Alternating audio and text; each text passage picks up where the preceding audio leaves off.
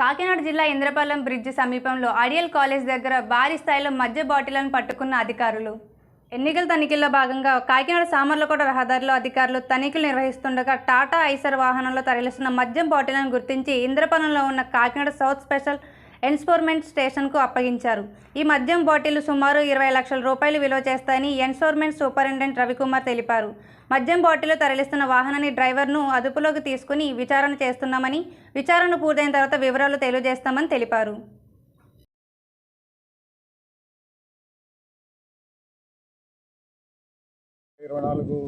సందర్భంగా కాకినాడ జిల్లాలో ఈ స్టాటిక్ సర్వేలెన్స్ టీమ్స్ని ఏర్పాటు చేయడం జరిగింది.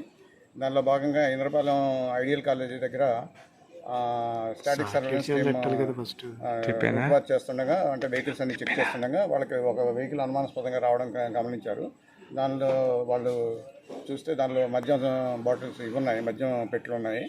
ఆ పెట్టెలని వెంటనే సబ్కి అప్పచెప్పడం జరిగింది.